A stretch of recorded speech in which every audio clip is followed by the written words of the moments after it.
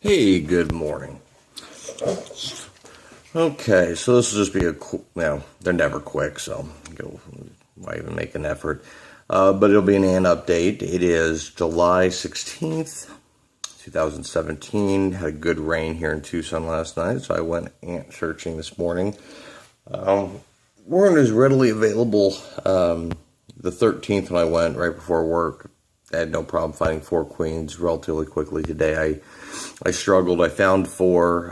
One I don't think is going to make it. I found her just kind of limping along on a sidewalk and got her in a test tube. As soon as I got her back to the house, she looked like she's already half dead. So not going to make an effort. This queen right here, I think it's a Pogonomeryx barbatus. I could be mistaken. This one I did dig out of the ground. And you can tell there's a little, when a new queen starts developing or digging her founding chamber, there's a very distinctive look, of fresh soil and the little mound around the nest, and if it's a semicircle or full circle. Actually, I thought this was a honeypot queen based upon what I saw. And typically, you can only see that mound for a very short period of time, and then it just, with the wind and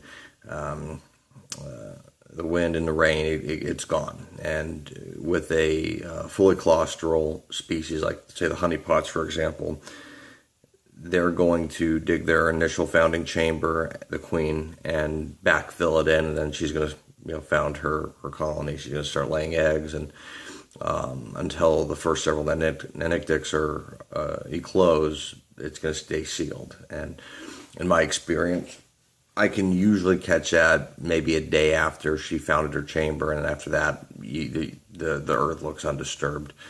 The ones I caught on the 13th, 3 days ago, they were just wandering the surface. So, a couple pros and cons.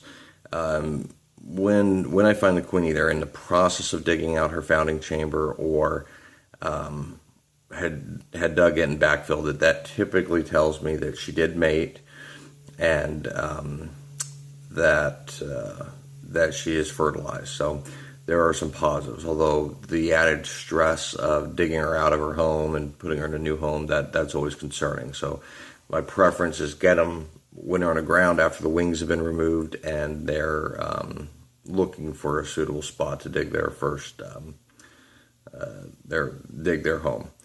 So pros and cons on both sides. I've got one of the ants I got today has wings still, and I'm not sure if it's a male or female. There were there was a little bit of flying around this morning when I was walking, and the males typically have much smaller heads, so it's kind of, there is some distinction to them versus queens. But I'm just not sure with this one if it's going to actually be and it may be a young queen just not fertilized. So I'll show you that one in a moment. So anyway, this one right here, being that she's got a smaller gaster, typically, not always, but typically indicates a semi-claustral species, so she's going to come out of her nest for food. Being that she backfilled the nest, that's kind of odd to me. That would not be indicative of a Pogonomeryx or a fully claustral species like the honeypot. So I also found termites in the nest. So when I bring just a little shovel with me, just real small, like gardening shovel, and just get in around the nest, probably a good 8 inches around, and just slowly lift the soil up, and I just sit there and wait, and usually the queen will start walking around. I can see her, scoop her up into a test tube, temporary test tube for transportation, and get her home, get her into her more permanent nest. But yeah, I saw a lot of termites in the nest, which was interesting. But anyway, so she emerged. I'm putting her in a mini hearth. I gave her some sugar water and some honey, as you can see there, as well as a dead cricket. Being that I assume she's semi-claustral. She's been in here for about 15 minutes, has not gone into the nest yet. These are reused mini hearths. I clean them out to the best of my ability, then I usually just let them soak in the sun. We're out here in Tucson, so I let them soak in the sun for a day, 2 days, and just hopefully kill any potential bacteria. I may be doing that wrong. I don't know. Time will tell. Previously, there was a Noah Messer colony in here, which they are very messy. the mini hearse that had a honeypot colony that previously had a honeypot colony opposed to some other colonies, their nests are significantly cleaner. The Nova Messers are, for whatever reason, very dirty. So anyway, so that's her. Hoping she'll survive. We will see. Let's go ahead and put her aside.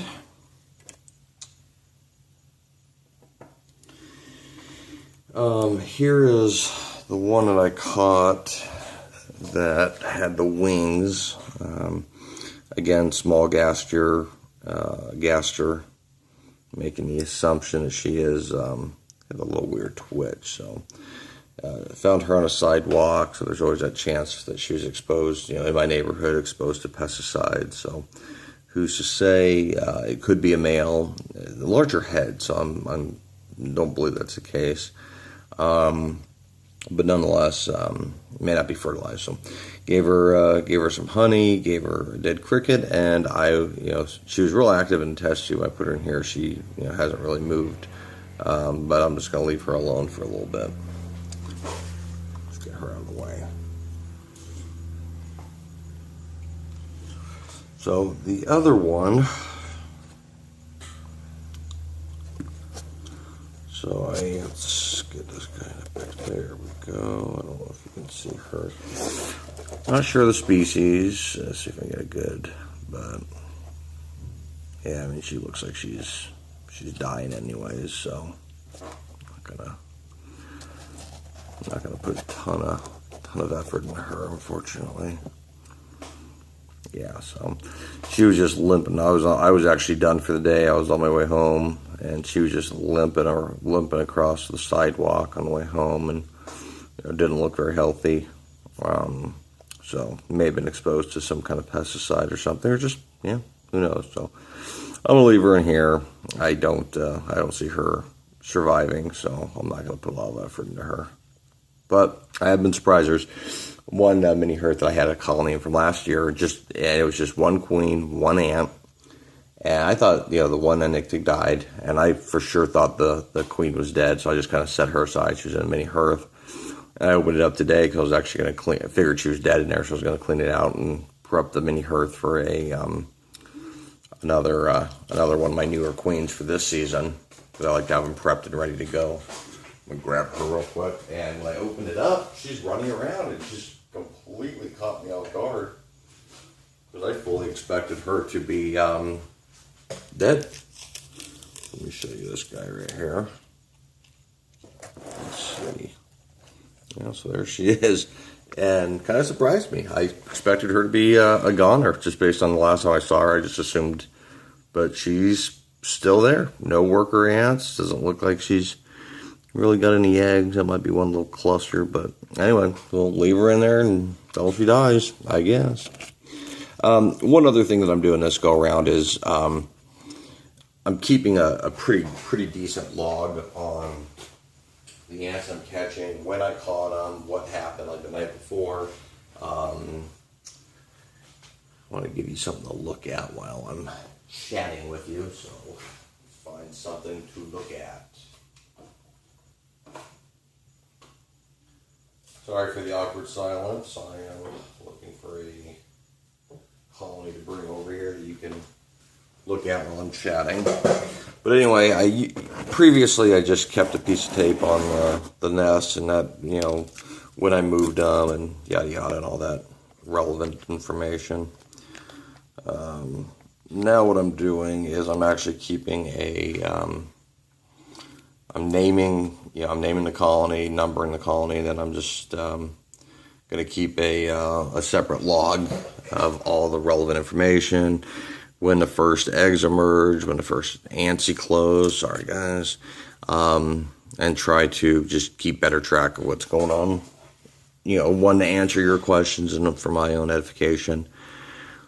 So here what you got is one of my Nova Messer colonies in a fortress from Tar Heel Ants. Caught this queen back in July of 2016, so last year around this time. Started in a test tube, moved her to a mini hearth in September of 2016 after several ants. and then moved to the Fortress April of this year as they started to outgrow the mini hearth. So here they are. One of the other things I'm doing with one of the honey pot queens, just for a kind of a sample, and if I get more, I caught 4 this season, which I'm going to show you here in a minute, and I put them directly into mini hearth, which my current existing honey pot colony is doing very well. Started out in a mini hearth, so I want to, of course, follow suit. But I'm also going to start, if I can, I wanted to catch them at the same time, put 1 in a test tube, and then I want to do 4 in a test tube, 4 in the mini hearth, and just get a, just kind of track their success in the 2 different, founding chambers, formicariums, if you will. So I'm going to go, I picked up one queen this morning, and I went ahead and put her in the, directly in a test tube setup, which I've done in the past with moderate success. But again, now I'm about 2 years into this, and I kind of want to get a better feel of what works, what doesn't work, and so I'm going to try the two different methodologies or methods and see what works. So here is. Put something up there so she doesn't slide away. I'm not going to leave her out too long because I don't want to induce any more stress than I need to on her. The trick to this, guys, and I know it's hard when you're a new ant keeper. Sorry for the glare. If I move that, don't want to do that. Okay, I'll just hold it. I know it's hard when you're a new ant keeper, but the biggest thing, let's see if I can move this to where we minimize glare here, is you want to look at them, and but the best thing you can do is just leave them alone. So high level of certainty that this is a honeypot queen. I dug her up, so she was, and this was this morning. So I did a test tube setup, so you can see just water, purified water, cotton ball or cotton swab, and I've got her in a nice dark spot. I'm just gonna honestly just leave her alone and probably check on her once a week. Okay, so here's one of the honey pots that I caught on the 13th of July. Let's zoom in there, and again, I'm gonna probably be checking these guys once a week. I don't want to again bother them all too much. Let's see if we can see how she's doing. It looks to me, and mind you, this was 3 days ago, it looks like right by her head is a small cluster of eggs. Let's see if I can zoom in without.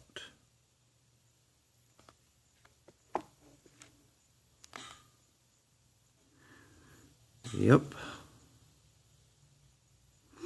Small cluster of eggs. So let's go ahead and hide her.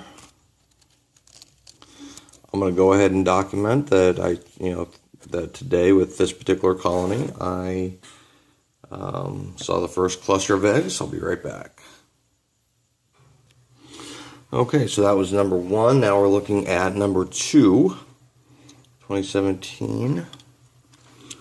And this girl has been busy moving sand. So those do not look like eggs. At first that's what I thought, but that looks like she's been moving sand. A lot of sand. She has been a busy, busy girl. So you can see all that sand that she's picked up and moved around. And but it does to me look like she is tendering some eggs back there in that corner. It's difficult to tell for certain.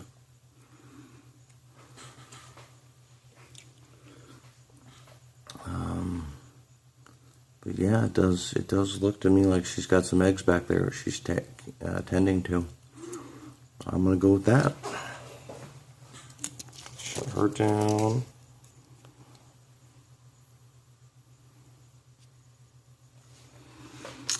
Okay, and we got number 3. And she's got some eggs as well. Well, how about that, guys? 3 days in, she's feeling obviously comfortable because we got eggs. And as I was saying earlier, it's, getting them from the surface before they started to dig, there's always that concern, have they been fertilized? Clearly in this case it does appear that they have been, because there is a cluster of eggs there. Put her aside. Go ahead and notate that. And last but not least, number 4. And yep, she's got some eggs as well. She is a little bit more nervous. As soon as I turn on the light, she split versus the other two. But there they are. Her mouth. Okay, let's go away.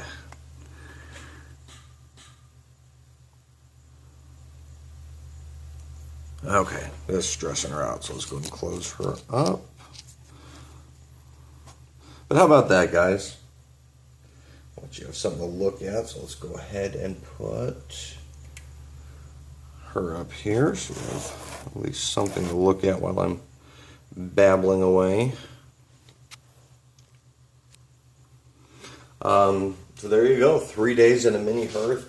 I can honestly say I don't think I saw that level of success in the test tube.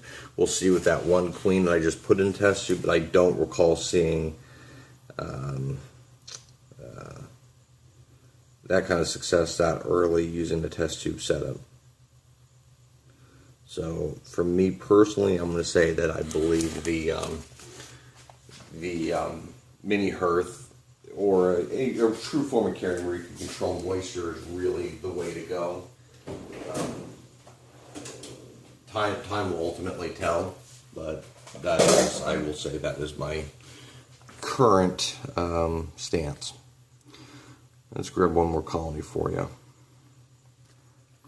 Alright, well these guys here I really hate to bother. This is my one very successful honeypot colony, and I try to bug them as little as possible because they don't like the bugging. I'm going to start off with the old, now this is one where I connected the mini hearth to a fortress. Let's go ahead and look in there now. It looks like they've been, and I'm going to try to keep this short because I don't want to stress them too much.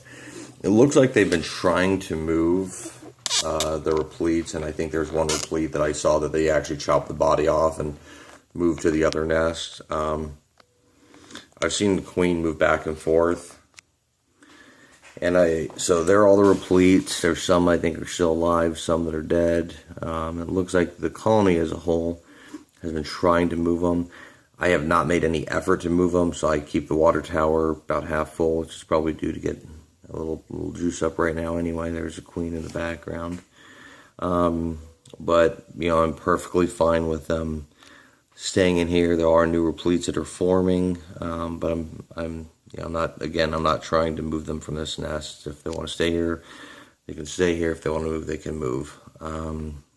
So, looking at the other nest, and it's interesting because sometimes they all move over here where it's just a lot of a flurry of activity on this side, and then there's other times where it's not.